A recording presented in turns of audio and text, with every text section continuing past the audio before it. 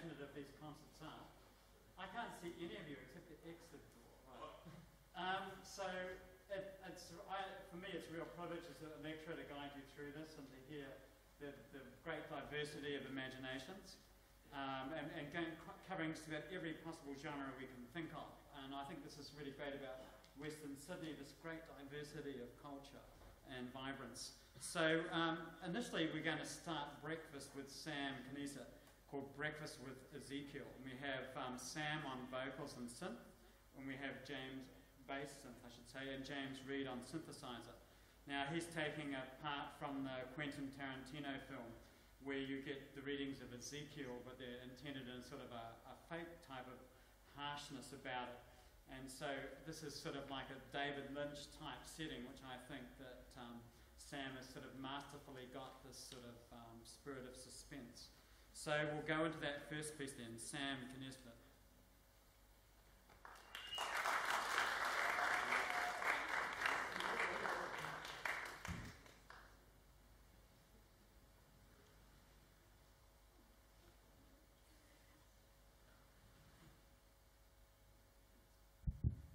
Hello, boys and girls.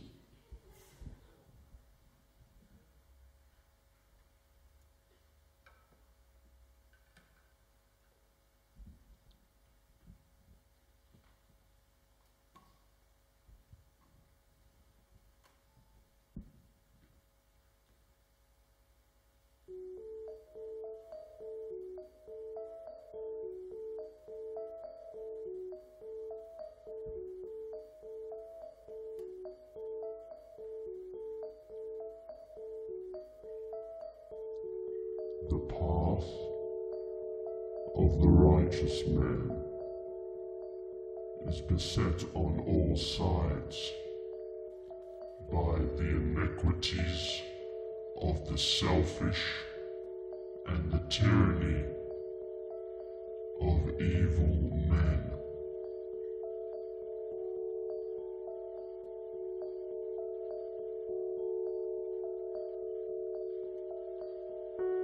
Blessed is he who in the name of charity and goodwill shepherds the weak through the valley of darkness, for he is truly his brother's keeper and the finder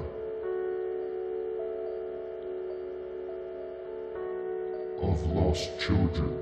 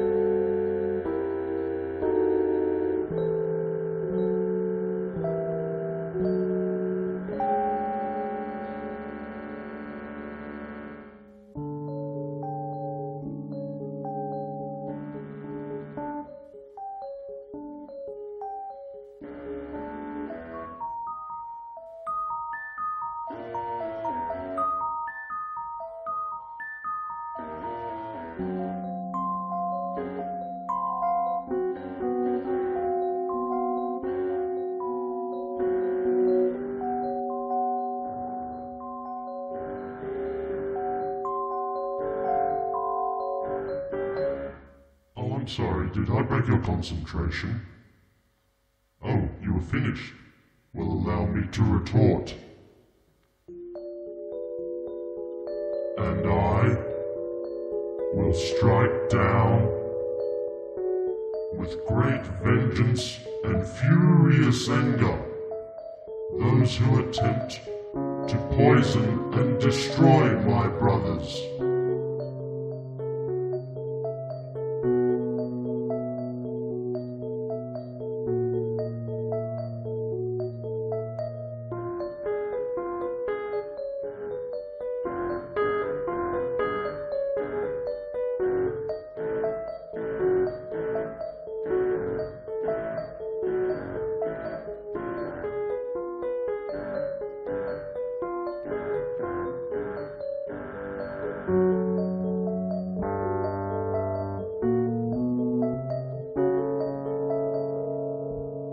And you will know my name is the Lord. When I lay my vengeance upon thee.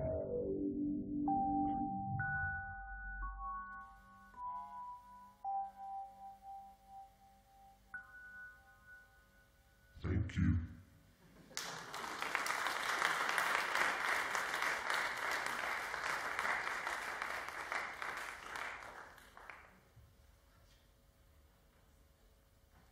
So I feel sort of weird coming on after that. So now we have James Reed, polysphic.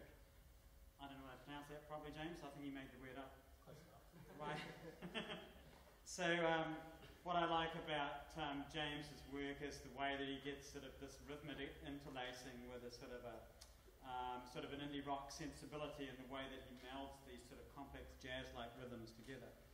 And so without further ado, instead of this time being Sam and James, it's James and Sam.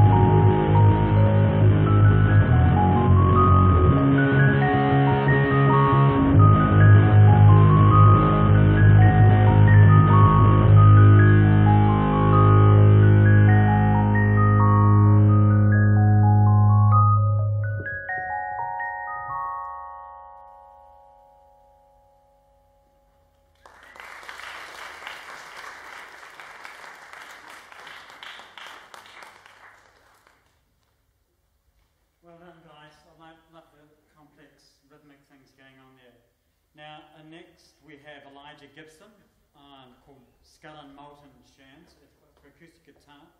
What I love about this is the way that he uses the rich resonances of the guitar, you know, from sort of rich, sort of idiomatic chords that only a guitarist would know how to write so that they resonate properly, harmonics that sort of pop through the air and create that sort of glistening top to the chords, and hoppet ideas. This is really idiomatic guitar writing. So I have to tell a joke while they're clearing the stage, right? I don't know any ones, except Australian jokes this time from New Zealand. So what that I love about this piece is that this is the idiomaticness of the way that he's written this. And then, of course, as a composer, he's structured this really well so that you get sort of the brutal resonance of the chords come through in the climax focus section. So this is really very good writing for guitar.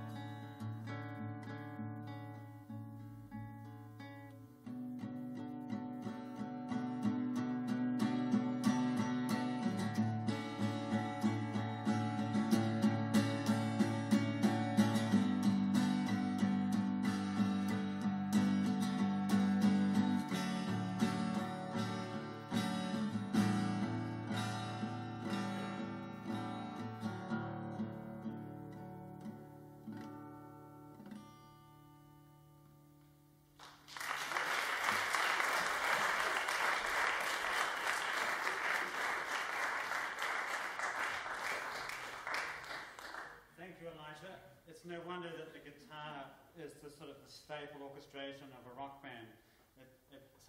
In a sense, the guitar is like an orchestra in itself. It gets a great range of colours, which Elijah has just sort of demonstrated for us. Now, our next piece is by Maxine Hoffman. It's called Cousins. And what I like about this, Maxine being a saxophone player, she has a beautiful sense of line in terms of the way this piece is constructed. In one sense, it's deceptively simple. In another sense, it's beautifully constructed with the line. Now, I'm afraid I made a program no error. Maxine Hoffman is actually really Tim Drummond. I was going to get him to wear a skirt, but he wouldn't. So, and then we have Julia Fahmy, and they both got a beautiful dramatic sense in their way. They're presenting this beautifully linear sense of shape that Maxine has written into the voice. It's a natural sense of flow of air from the saxophone that's transferred into the soprano writing. And, tenor writing. Sorry, Tim. So, and these two, I think, deliver it with great panache.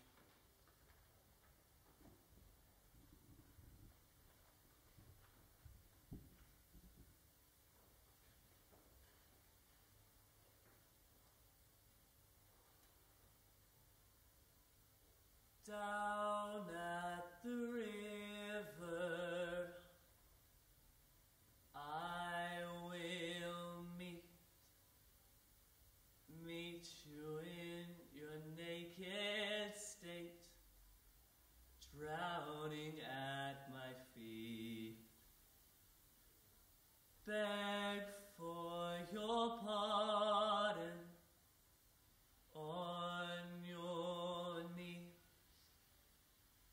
knees for praying for you die, Lord, your soul to keep. Down at the river, I will keep you on your muddy knees till your ghost sings. I will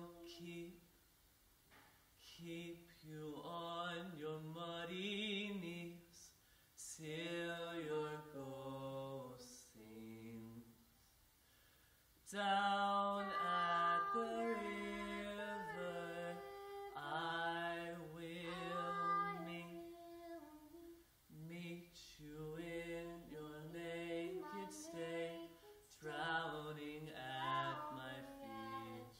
Beg for your pardon on your knees for praying for you die, Lord, your soul to keep.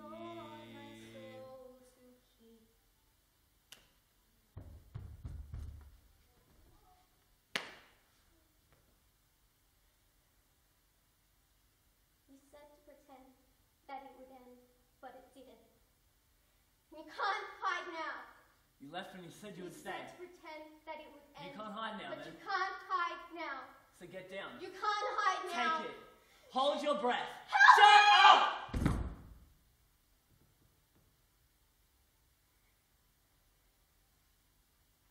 Down at the river, I will meet you in my naked state, drowning at your feet.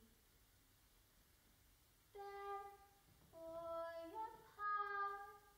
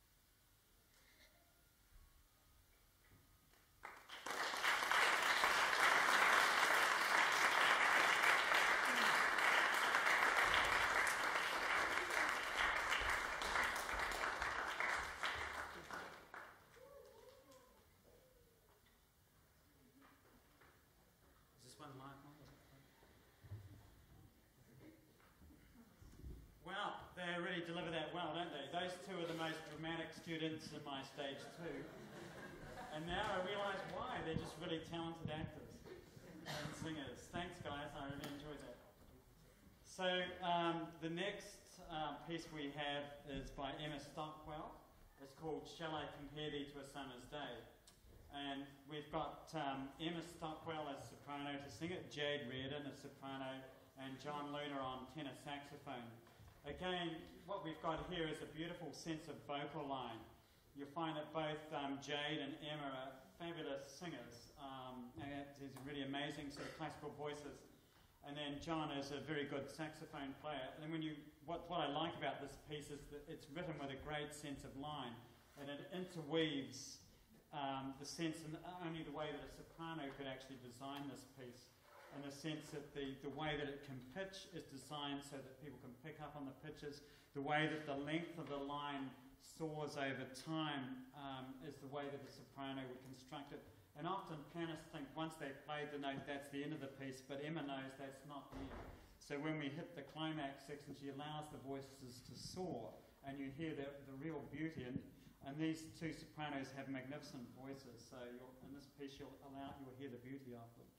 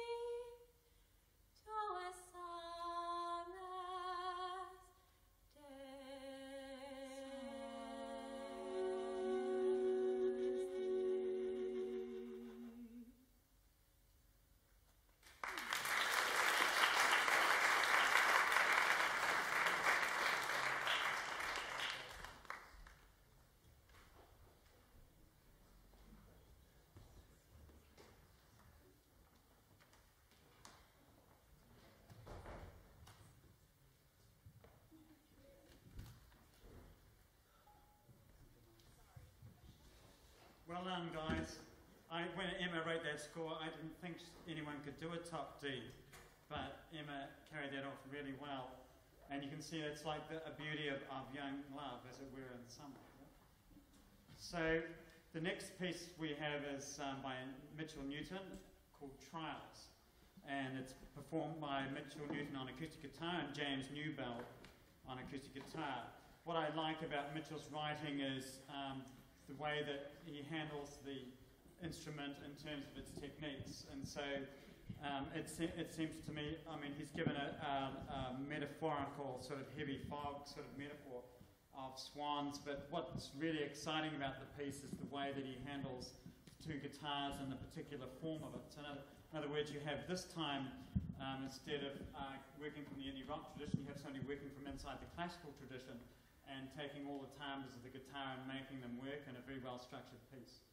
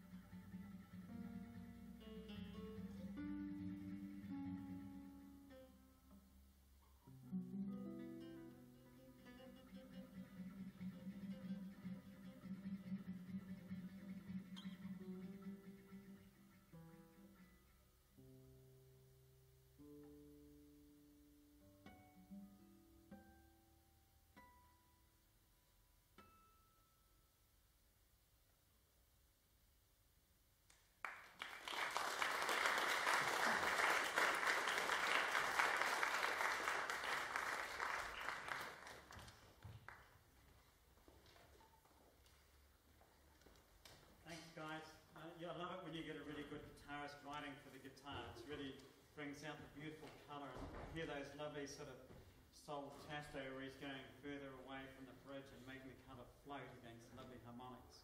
Really, the guitar is like an orchestra in itself. Now, another one of these dramatic characters that I have in my class is Liu Lie. And so you'll see Liu is actually a fabulous pianist and plays the Chopin repertoire. And interestingly enough, we've got the shot of her behind the mixing desk, but her real keyboards are the grand piano.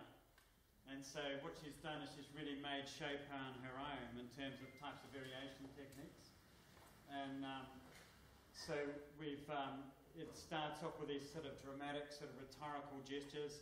And again, just as with James's piece, you've got a really very good instrumentalist. The same here with Liu. She really understands Chopinesque writing for the piano, and then not only that, she can actually play these really difficult passages. And so she makes this really sort of, makes the piano resonate in a way of a type of drama that's all her own.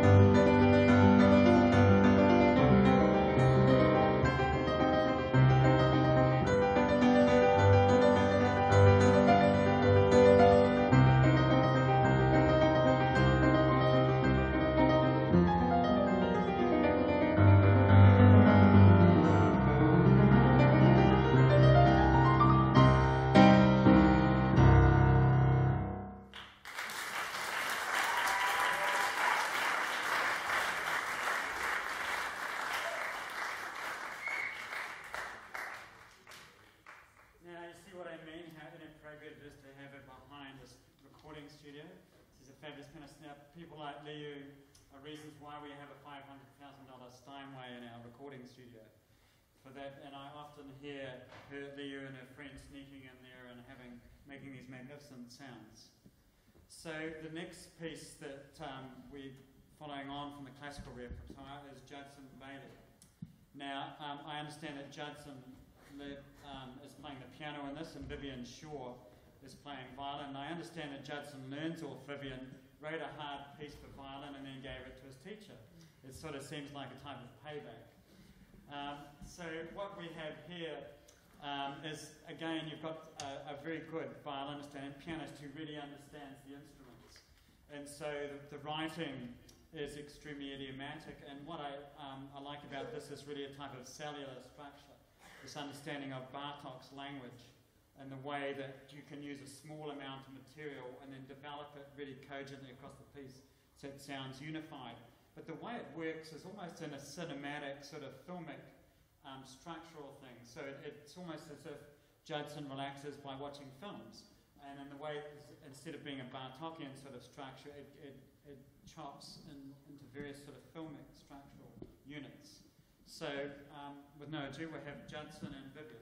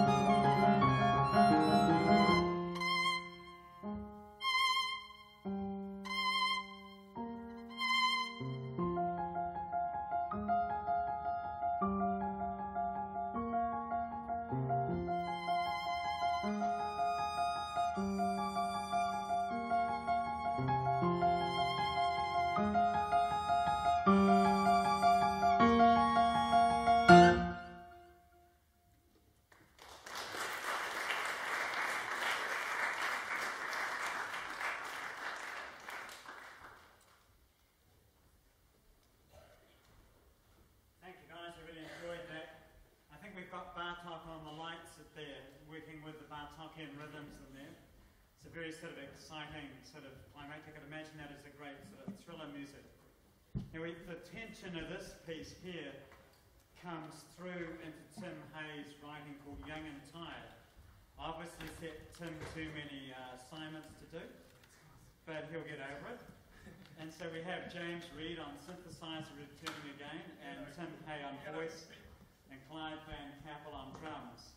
What I love about this piece is the way that he uses the various layers to allow the voice to come through.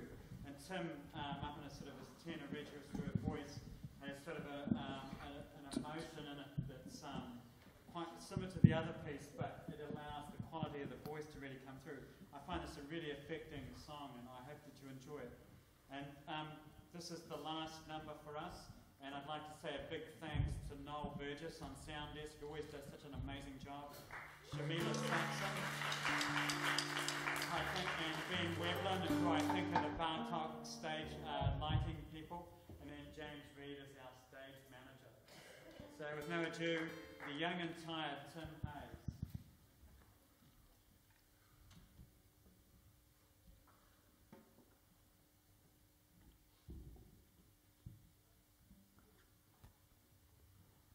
Young and tired feels like the only way it is for you nowadays.